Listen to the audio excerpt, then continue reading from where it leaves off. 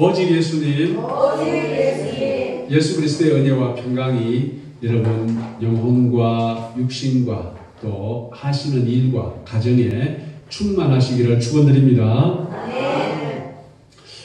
오늘 머나 비유와 달란트 비유, 제목이 달란트와 머나 비유죠. 그러면은 우선 이 말씀, 예수님께서 이 말씀을 하신 때가 언제인지 먼저 알아봐야 됩니다. 오늘 보면요, 19장 11절 보십시오.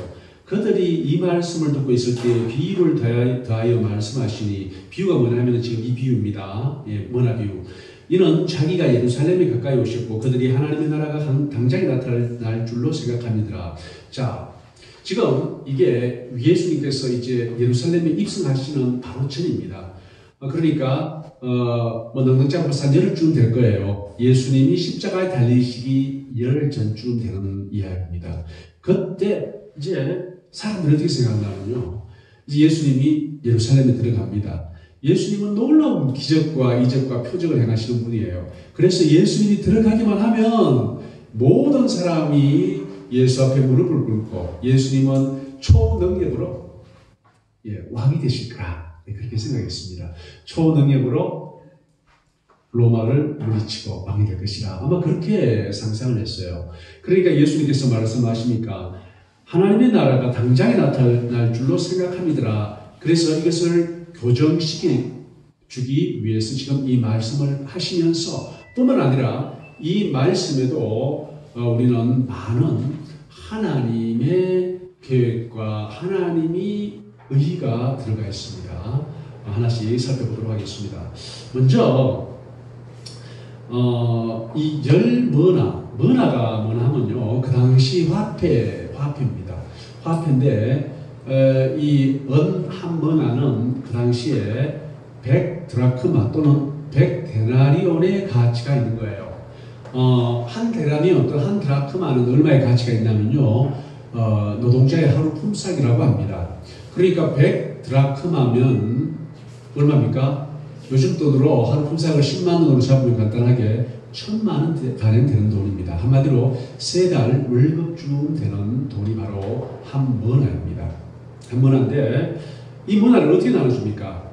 10종을 불러서 한 사람에게 하나씩 나눠줍니다. 그런데 25장, 마태복음 25장에 가면은 달란트 비유가 나옵니다. 근데 그 달란트 비유도 언제 하시는 말씀이냐? 바로 예수님께서 예루살렘에서, 그러니까 정확하게는 이 설교를 하신 그 다음의 이야기입니다. 이 설교 다음에 하신 이야기인데 마지막 때 깨어 있으라고 말씀하시면서 달란트 비유를 하십니다. 그러면 달란트는 어떤 돈인가? 달란트는 구약에서 달란트는 약 34kg가량의 무게를 이야기를 합니다. 그리고 신약에서 그리스, 그러니까 로마의 단위로 하면은, 신약 단위로 하면은 20kg쯤 됩니다. 한 달란트가요. 그러면은 이 한 달란트는 얼마나 가치가 있느냐? 여기 나와 있는 그 드라크마, 6,000 드라크마, 6,000 데나리온의 가치가 있습니다. 뭐가요? 은 한 달란트가 그렇답니다.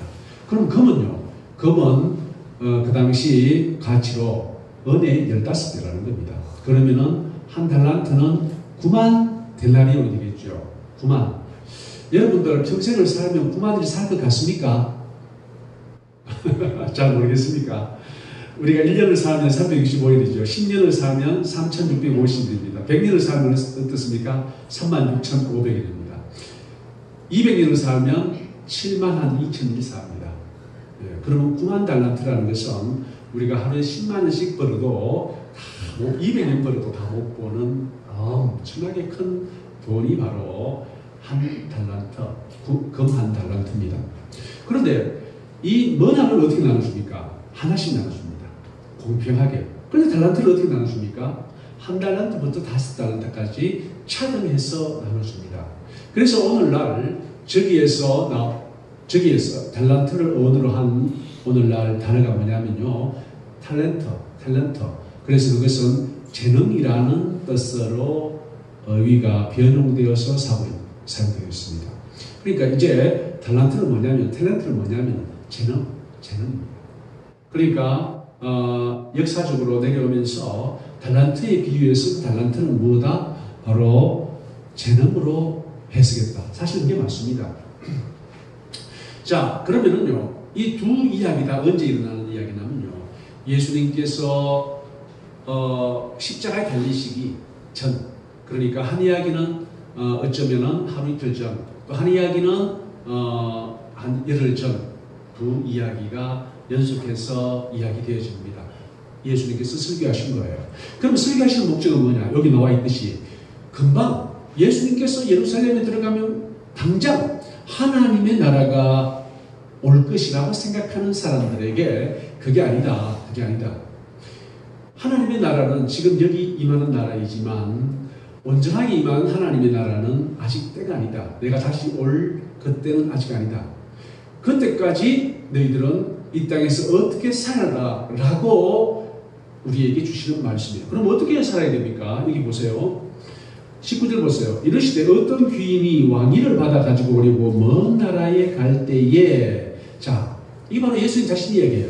내가 지금 이제 아버지 하나님께 다시 돌아가는데 다시 돌아온다. 갔다가 다시 돌아오는데 그 사이에 내가 너희들에게 한 달란트씩 나눠주는, 한 머나씩 나눠주는데 너희들은 이 머나를 사용해서 이 땅에서 그 머나를 통하여 남기라, 열심히 일하라, 이제 그런 의미로 말씀하시는 것이죠. 자, 그러는데 이때 어떤 사람들이 나옵니까? 19장 14절 보면요. 그런데 그 백성이 그를 미워하여 사자를 뒤로 보내어 이르되 우리는 이 사람이 우리의 왕됨을 원하지 아니한다. 그러니까 이야기가 두 개로 갈라집니다. 뭐냐면요, 일하는 족적이 있고 일하는 사람들이 있고, 또 하나는 뭡니까? 저 사람 우리 왕되는 걸 원하지 않는다. 어떻게 좀 왕위를 주는 분한테 가서 이제 말하자면 모함을 하고 모략을 하고 또는 반대를 하는 거죠. 이야기가 두 쪽으로 갈라집니다. 자, 그리고 이제 다시 귀인이 19장 15절 왕위를 받아가지고 돌아와서 은하를 준 종들이 각각 어떻게 장사하였는지를 알고자 하여 그들을 부르니, 자, 이제 회개의 때가 나옵니다. 결국 예수님께서, 아니 귀인이 돌아와서 회개한다는 것은 뭐냐? 마지막 때 예수님께서 이 땅에 오셔서 우리의 행한 대로 갚아주신다는 그 말씀을 이런 식으로 보여주고 있습니다. 그러면 어떤 식으로 보여주는지 한번 볼까요? 16절, 그 첫째가 나와 이르되 주인이여 당신이 한 머나를 10머나를 남겼나이다. 한 머나로 10머나를 남겼나이다. 10배 장사했나요? 자, 그러니까 19장 17절에 보상을 합니다. 어떻게 합니까? 주인이 이르되 잘하였다 착한 종이여, 네가 지극히 작은 것에 충성하였으니 10골 권세를 차지하라 하고. 자, 여기에서 뭐가 나오냐면 보상이 나옵니다. 보상. 이 성경은 정의를 매우 중요하게 여깁니다. 그래서 마태복음 23장 23절에 보면요, 너희가 박하와 근체와 회양의 11조는 드리되 율법에 더 중한 바 인과 신과 의는 저버리도다 하면서, 그때 의, 바로 이것이 정의입니다. 공의를 저버린다. 율법에서 정말 중요하게 생각하는 공의를 너희들은 저버리고 있다라고 말씀하십니다. 그러면은 도대체 뭐가 공의인가? 공의는 간단합니다. 아주 간단합니다. 정의는요, 공의는 매우 간단합니다. 뭐냐면요, 행한 대로 갚아주는가. 그게 바로 정의입니다. 행한 대로 갚아주는가. 오늘 그 정의를 돌아오신 귀인, 바로 예수님을 상징합니다. 예수님께서 그 정의를 실현하는 모습을 보여줍니다. 어떻게 실현합니까? 한 머나를 받은 사람이 10머나를 남겼어요. 한 사람이. 그러니까 그에게 어떻게 합니까? 10골을 다스리라 라고 이야기를 합니다. 바로 이 성경 계속해서 그러는 게 뭡니까? 사실 우리 구원 빼놓고요, 나머지는 다 우리 행한 대로 받는 거예요. 구원만은 철저하게 하나님의 은혜를 받지만 그 외의 모든 것은 우리가 행한 대로 받습니다. 성경도 계속 그걸 이야기를 하고 있습니다. 계시록에도 끊임없이 행한 대로 받는다고 이야기를 하고 있습니다. 바로 그 행한 대로 보응받는 정의, 하나님의 정의가 지금 실현되고 있는 거예요. 자, 18절. 그 둘째가 와서 이르되 주인이여 당신의 한 머나로 5 머나를 만들었나이다. 주인이 그에게도 이르되 너도 5 골을 차지하라 라고 말씀하십니다. 여기도 또 정의가 실현됩니다. 5 머나 남겼습니다. 그래 알았다. 5 골 차지하고 다스려라. 5 골 다스리는 권세를 주셨습니다. 법이 있죠. 사실 이 사회를 지탱해 나가고 또 사회를 규율해 나가는 근본되는 것이 바로 법입니다. 우리 살아가는 사회는요, 굉장히 많은 이해관계가 얽히고 섞여 있습니다. 그래서 이 판사들은 굉장히 바쁩니다. 어마어마하게 바빠요. 아마 별로 좋은 직업은 아닌 것 같아요. 너무 바빠가지고. 예, 하여튼하고 그분들 굉장히 바빠요. 왜 바쁩니까? 워낙 많은 재판 사건들이 있기 때문에 그렇습니다. 그런데 그분들이 하는 일이 뭡니까? 딴 게 아닙니다. 바로 정의를 실현하는 일을 하고 있습니다. 철저하게 어떤 사건이 나고 형사사건이든 민사사건이든 어떤 사건이 나고 그 사건의 시시비비를 가려서 잘못한 사람한테는 잘못한 만큼 징계를 하는 겁니다. 벌금이나 아니면은 인신구속형에 처하는 겁니다. 잘하는 사람은요, 보상을 하는 겁니다. 판결로서. 그게 바로 법의 목적이 정의의 실현인 거예요.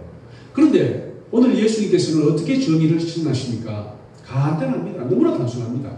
10 머나 남겼어요. 그럼 너 10골 다스려라. 5 머나 남겼는데요. 너 5골 다스려라. 너무나도 단순하고 명확하지 않습니까? 바로 이게 정의예요. 그런데 오늘날 굉장히 정의가 복잡해졌습니다. 하나님의 정의는 너무나 단순한 데 비해서 오늘날 세상이 말하는 정의는 굉장히 복잡해졌다는 거예요. 왜 복잡해졌을까요? 헷갈리게 하기 위해서. 하나님의 정의를 모호하게 만들기 위해서 또는 하나님의 정의 외에 세상에 또 다른 정의를 만들기 위해서 이렇게 정의를 복잡하고 모호하게 이야기를 한다는 것입니다. 주로 복잡하게 이야기하는 사람들이 누군지 아세요? 다 좌파들입니다. 좌파들이 이 정의를 굉장히 교묘하게 복잡하게 이야기를 하고 있습니다. 성경은 굉장히 단순합니다. 너무나 단순하고 명확한데 이렇게 만들고 있어요. 자, 이렇게 하나님께서는 어떻게 하십니까? 정의를 실현하는 모습을 나옵니다. 자, 그러면 달란트 비용도 어떻게 됩니까? 달란트 비유에서는요, 1달란트부터 5달란트까지 차등해서 나눠줍니다. 왜 어떤 때는 똑같이 나눠주고 어떤 때는 차등해서 나눠줄까요? 그리고 똑같이 나눠주는 머나는 어떻게 합니까? 머나는요, 머나는 100일의 임금입니다. 달란트는 며칠의 임금입니까? 언으로 치면은 6,000일이고 금으로 치면은 90,000일의 임금입니다. 달란트는 엄청나게 차이가 납니다. 한번 보세요. 100과 6,000이면은 얼마 차이 납니까? 60배죠. 굉장히 큰 차등을 주고 달란트를 나눠줍니다. 그리고 1달란트부터 5달란트까지 다 다르게 나눠줍니다. 그래서 오늘 이 단어는 뭐가 됐느냐? 바로 재능이 됐다는 거예요. 우리에게 주어진 재능은 이렇게 차이가 있습니다. 굉장히 차이 많아요. 저는 최근에 여가부에서 아주 좀 됐죠. 작년인가요? 올해인가요? 기억도 안 나는데 너무 이쁜 사람 TV에 나오지 말도록 하는 그러한 언급을 했습니다. 누가 했냐면은 여가부 장관이 했죠.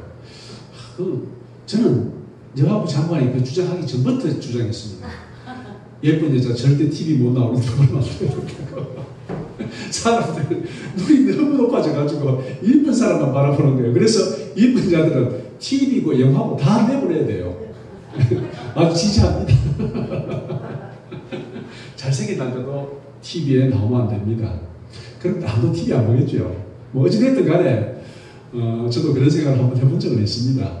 왜냐하면 너무너무 TV 틀면은 이쁜 사람들만 나오니까 이거 좀 그렇지. 사실 이 세상에는 그렇지 못한 사람들이 대부분인데, 그죠? 그래서 저는 그런 생각을 해본 적이 있습니다. 어찌됐든 간에 하나님께서 이 달란트를 각각하게 주셨어요. 어떤 사람은 매우 이뻐요. 예, 매우 이뻐요. 그래서 그 짝 앞에 가면은요, 그 앞에 가면은 다 그냥 고개를 숙입니다. 예, 무슨 말을 해도 다 좋게 받아줍니다. 그런데 그렇지 않은 사람은 아무리 좋은 말을 해도 잘 그렇게 받아들여지진 않습니다. 예, 그런 게 만약에 못생긴 사람이 잘생긴 사람 보고 탓을 할 수 있습니까? 누구 탓을 해야 될까요? 부모 탓을 합니까? 성경에는 그 부분에 대해서 얘기를 합니다. 사도 바울이 그 부분에 대해서 얘기를 해요. 그릇을 만드는 도공이 자기가 귀하게 쓸 그릇을 만들 수도 있고 또 막 쓸 그릇도 만들 수 있지 않느냐. 그거 그릇 만든 사람 마음이지. 그런데 거기에 대고 그릇이 주인한테 그릇 만든 사람한테 왜 날 이렇게 막 쓰는 그릇으로 만들었습니까? 날 왜 이렇게 요강으로 만들었습니까? 예? 뭐 이렇게 말할 수 있느냐라고 얘기를 합니다. 참 맞는 말이죠. 그런데 사람들이 어떻게 합니까? 그 말이 싫어요. 그 말에 도전하는 겁니다. 어디에 도전합니까? 사람은 지혜가 있습니다. 이성이 있어요. 자기의 이성으로 판단하고 그거 공평하지 않다. 그래서 제가 했던 말처럼 예쁜 여자 텔레비 나오면 안 된다. 미모 수준을 정해놓고 상위 한 50% 수준은 다 이제 텔레비 못 나오게 하는 거예요. 영화에도 못 나오게. 아주 제 같은 생각이네요. 그죠? 그렇게 할 수도 있다 이런 겁니다. 이게 뭐냐면은 세상은 이렇게 사람은 타고난 재능이나 여러 가지 조건이 다 달라요. 어떤 사람은 누구한테 태어납니까? 예, 돈 많은 사람한테 태어나요. 또 어떤 사람은요, 가난한 데 태어납니다. 또 나라도 보세요. 어떤 사람은 이 살기 좋은 사계절이 뚜렷한 대한민국에서 태어나요. 어떤 사람은 그 덥고 더운 베트남에서 태어나요. 베트남보다 더 더운 데도 많이 있습니다. 예, 이렇습니다. 이렇게 조건이 달라요. 그럼 베트남에서 태어난 사람이 나도 사계절이 뚜렷한 대한민국에서 태어나지 못한 것을 어떻게 한탄합니까? 결국 뭐냐면요. 우리 현실 사회 속에서는 불균형이 있습니다. 차등이 있습니다. 이건 어쩔 수 없어요. 자연계에서는 어쩔 수 없이 있는 이야기입니다. 그런데 달란트에 비해서는 또 그 부분에 대해서 어떻게 이해합니까? 똑같이 5달란트, 2달란트, 1달란트 받은 사람이 똑같이 남겼더라도 그에 대한 칭찬은 동일합니다. 착하고 충성된 종이라는 칭찬은 동일합니다. 우리가 일을 시킬 때 초등학생하고 저 군대를 갔다 온 힘센 사람하고 일을 시킵니다. 초등학생한테는요, 아주 가벼운 뭐를 이렇게 옮기를 합니다. 그리고 무거운 걸 옮기다가 너무 힘들어요 하면은 왜 그런 일을 하느냐, 내가 언제 그거 시키느냐 합니다. 하지만 군대 갔다 온 건장한 친구한테는 우리가 뭘 시킵니까? 좀 무겁고 힘든 일을 시킵니다. 그런데 그게 너무 힘들어야 하면 너는 다 큰 녀석이 그게 뭐냐, 이렇게 또 우리는 그걸 핀잔을 줍니다. 마찬가지예요. 하나님께서도 우리의 저주와 형편을 아십니다. 여러분 다 그런 경험 있지만 여기 그 부모가 아닌 분이 딱 한 명 있는데 첫 그릇 뜰 때 얼마나 좋아합니까?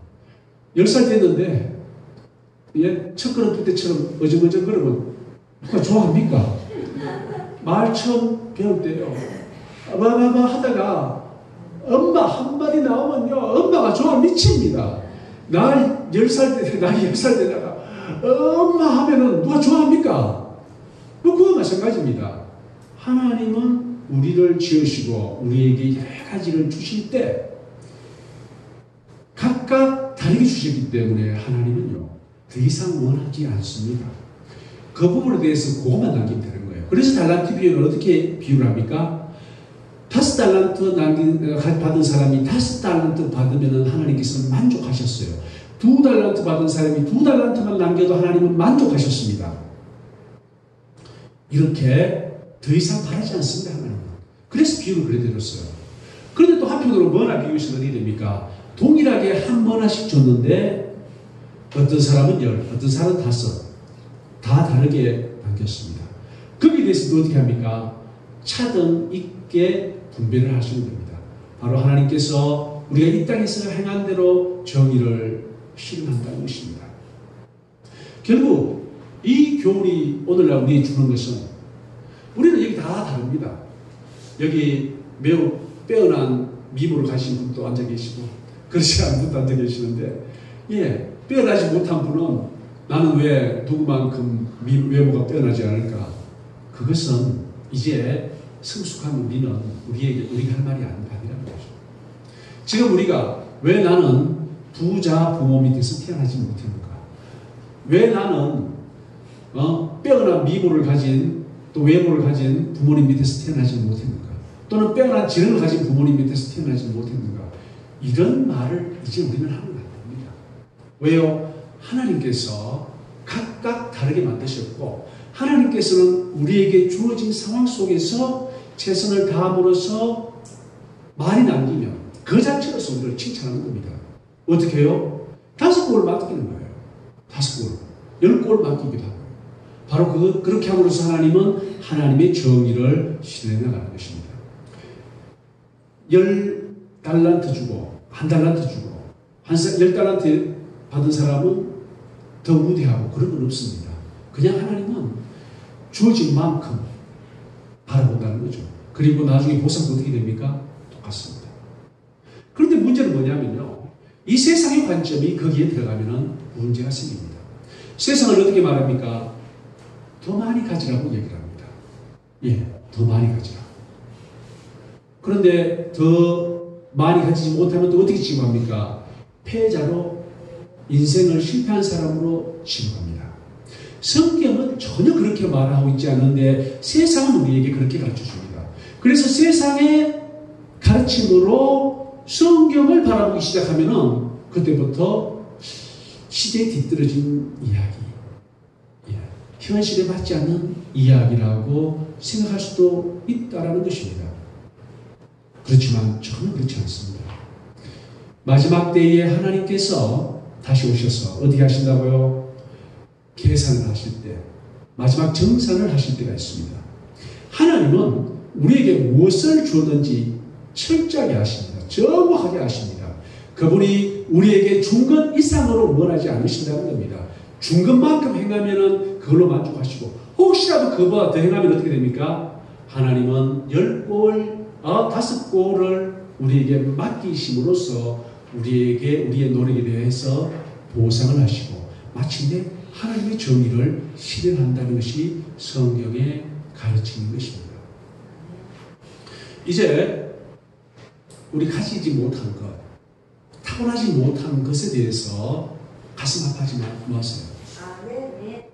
똑같이 하나를 받아도 어떤 사람은 10을 남길 수 있고 어떤 사람은 하나도 안 남길 수 있습니다.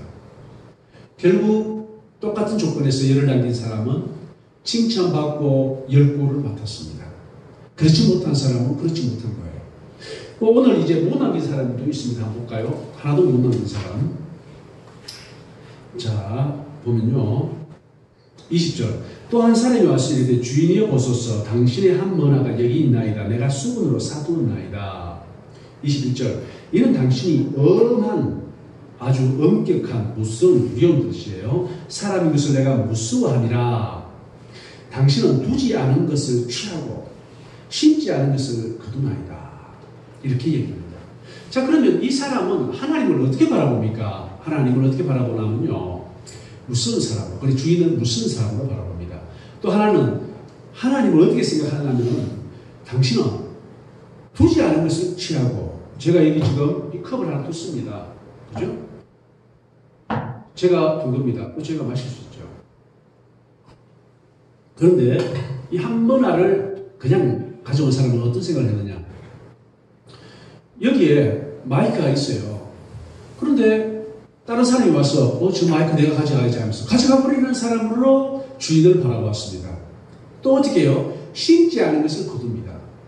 우리 저기 최전에 우리 여러 가지 심어서 지금 상치가 막 너무너무 좋아요. 그런데 또 이 사람을 어떻게 봤느냐? 지나가는 사람이 저 상추 내 거다 하면서 뽑아가도 아무도 아무 말 못하고 그 사람은 정당하게 뽑아가는 걸로 이 한 뭐라도 남기지 못한 사람은 그렇게 생각했던 거예요. 어떻게 생각했습니까? 한마디로 아주 그 무서울 뿐만 아니라 성격이 아주 못된 사람으로 생각했을 수도 있죠. 오늘 이 부분을 보면요. 두지 않은 것도 그냥 가져가 버리고 또 심지 않은 것도 그냥 가져가 버리는 거예요. 달란트 비유에서 똑같은 이야기가 나옵니다. 달란트 비유에서 한마디로 당신은 엄할 뿐만 아니라 굉장히 능력 있는 사람이라 또 그렇게 얘기를 합니다. 그래서 당신은 마음대로 할 수 있습니다. 내 한 번아 이게 뭐 중요하다고요. 당신은요 저기 100번에 있으면 마음대로 가져가 버리면 그만이고 저기에 풍성한 수확이 있으면 당신은 마음대로 가져갈 사람인데 아니 내가 이 한 번아 이거 얼마 된다고 당신이 이걸 가지고 나한테 뭐 따지겠습니까? 난 오히려 당신이 내가 이 한 번을 잘못해가지고 손해보고 잃어버리면은 그것을 탓할까봐 그게 더 두려웠습니다. 그래서 수건으로 꽁꽁 싸서 당신한테 돌려주니 당신 거 받으세요. 이렇게 얘기를 합니다. 그런데 그 사람이 어떻게 해야 됩니까? 자, 19절 보세요. 주인이 이르되 악한 종아 내가 네 말로 너를 심판하노니 너는 내가 투지 않은 것을 취하고 심지 않은 것을 거두는 엄한 사람인 줄 알았느냐? 그러면 어찌하여 내 돈을 은행에 맡기지 아니하였느냐? 그리하였으면 내가 와서 그 이자와 함께 그 돈을 찾았으리라 하고 곁에 있었던 자들에게 이르되 그 한 머나를 빼앗아 10머나 있는 자에게 주라 하니 그들이 이르되 주여 그에게 이미 10머나가 있나이다. 주인이 이르되 내가 너에게 말하노니 무릇 있는 자는 받겠고 없는 자는 그 있는 것도 빼앗기리라. 그리고 내가 왕됨을 원하지 아니하던 저 원수를 이리로 끌어다가 내 앞에서 죽이라 하니라. 자, 이렇게 이 이야기의 결론이 납니다. 주님이 다시 오실 때 어떻게 합니까? 하나님을 오해하고 그래서 전혀 자기에게 주어진 그 능력을 발휘하지 않고 게으르고 나태한 사람에게 결국 어떻게 합니까? 그 있는 것마저 빼앗아서 10머나 가진 사람에게 주어버립니다. 그리고 하시는 말씀, 있는 자는 더 받고 없는 자는 있는 것도 빼앗기리라. 그렇게 얘기를 합니다. 그리고 또 왕됨을 원치 않았던 자들을 끌어내어서 죽이라고 말씀하십니다. 예수님을 싫어하고 예수님을 부인하고 예수 그리스도가 구세주라고 인정하지 않은 모든 사람들을 끌어내어 죽이라고 이야기를 합니다. 계시록에 보면은 구덩이가 없는 그 불타는 그 구덩이에 바닥이 없는 불타는 구덩이에 집어넣으라고 그렇게 이야기를 하는 것입니다. 이렇게 함으로써 하나님은 하나님의 정의를 실현하는 것입니다. 오늘날 우리 가진 거 많습니까? 제가 알기로는 여기 앉아 계신 분들은 가진 것 중에 가장 자랑할 만한 것이 믿음입니다. 영원히 우리를 그분의 나라에서 살게 한 그리스도에 대한 믿음. 그거 빼놓고 별로 가진 게 없는 것 같아요.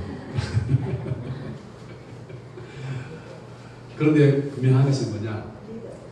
비록 우리가 타고나면서 가지지 못한 그런 것 때문에 하나님은 우리를 결코 탓하는 분이 아니라는 거예요. 우리가 받은 것 없으면 없는 대로 내 가진 것 그것으로 내가 노력하고 내가 수고하고 땀 흘리고 그리고 그 결과물을 내면은 하나님은 그것으로 만족하시고 충분히 보상하신다는 이야기입니다. 또 하나는 없는 것을 원망하지 마십시오. 원망하실 필요가 없습니다. 그리고 정의 실현, 하나님은 정의를 실현하는데 정의는 너무나도 단순한 것입니다. 뭡니까? 행하는 대로 갚아주는 것. 제가 법의 목적이 정의 실현이라고 했죠. 법이 뭐한 겁니까? 잘못한 사람 잡아다가 벌 주는 거죠. 돈 벌금 매기고 또는 인신형, 구속형을 시키는 거죠. 자유형. 그런 게 바로 법입니다. 행한 대로 갚아주는 게 법이에요. 하나님의 정의는 매우 단순합니다. 행한 대로 갚아주는 것입니다. 우리 사랑하는 성도님들, 이제 머나와 비유, 또 머나 비유, 달란트 비유를 보았습니다. 분명한 것은 지금 우리는 주인이 다시 오기 전에 그 사이에 살아가고 있고, 그리고 지금은 주인이 다시 오실 때가 거의 가까이 왔다는 것입니다. 정말 우리는 이제 곧 정산을 하고 계산해야 될 때가 다가온다는 것입니다. 이때 우리 어떻게 살아야 됩니까? 될 수 있으면 몇 달을 보면요, 많이 남겨야 됩니다. 둘, 셋, 넷, 다섯, 열을 남겨야 됩니다. 그러면 하나님께서 정의를 실현하실 때 우리에게 더 많은 것을 말하는 것입니다. 그렇게 하면 됩니다. 그것이 바로 정의입니다. 이렇게 함으로써 하나님이 정의를 실현하는데, 우리 주님 다시 오실 때 정말 착하고 충성된 종이라는 칭찬받는 우리 모든 성도님들 되시기를 예수님의 이름으로 축원드립니다. 할렐루야. 아버지 하나님 감사합니다. 전능하신 아버지 하나님을 찬양합니다. 주님께서 저희들에게 여러 가지를 주셨습니다. 또 각자 다르게 주셨습니다. 저희들 그것을 어떻게 활용하고 있습니까? 바라고 원하옵기는 열 머나 남긴 그 종처럼 살기를 원합니다. 저희들에게 주어진 하나님의 은혜로 최선을 다하여 열 머나 남기기를 원합니다. 저희들을 불쌍히 여기시사 이 세상 살아가면서 주님의 뜻을 바로 깨달아 주님의 뜻대로 행하고 말씀대로 순종하고 성령님의 인도함 받고 참으로 복된 삶, 아름다운 머나를 남기는 삶, 그 삶 살게 하여 주시옵소서. 예수님 이름 받들어 기도드리옵나이다. 아멘.